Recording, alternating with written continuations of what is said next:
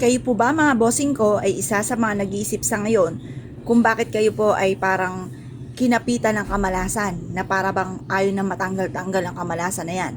Ako po may tuturo sa inyo mga bossing.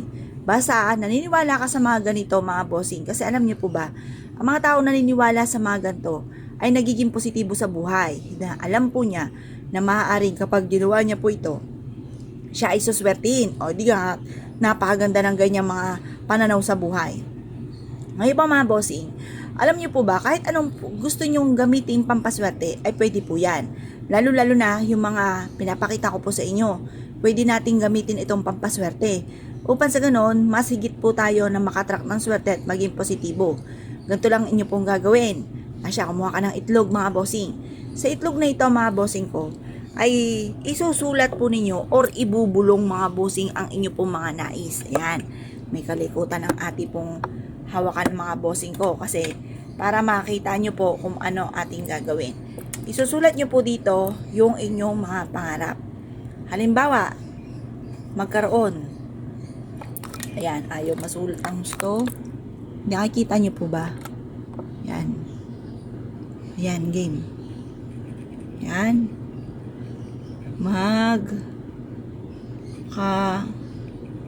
Magkaroon ng negosyo na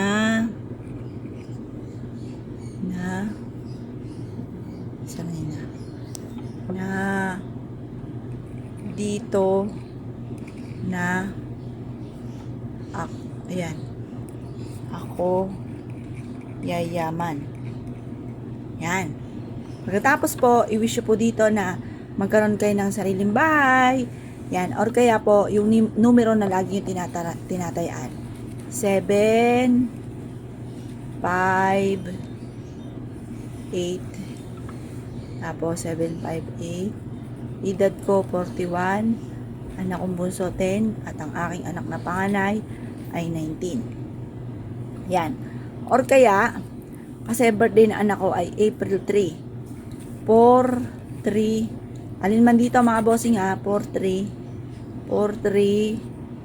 19. Tapos, 25, happiness. Tapos, mga bisita daw niya ay panay babae, 6.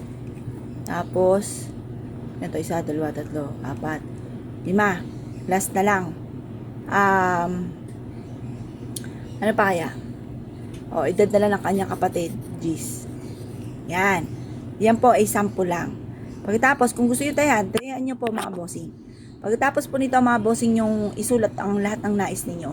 Positive lang, sabihin nyo po, magkakaroon ako ng napakaraming pera at kailanman hindi na ako mamumblema tungkol sa usapin ng pera. Pagkatapos, pwede nyo itong ibilad sa isang baso na may tubig. Pwede rin po yun. Or kuya po mga bossing ko, kumuha kayo ng isang baso at ilagay nyo po ito.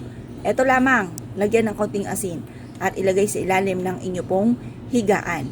Makalipas ng 1 buwan mga bossing, ito po ay itapon nyo na sa basurahan. Parang ito ay nilikha lang para sa paggawa ng ating mga pampaswerte.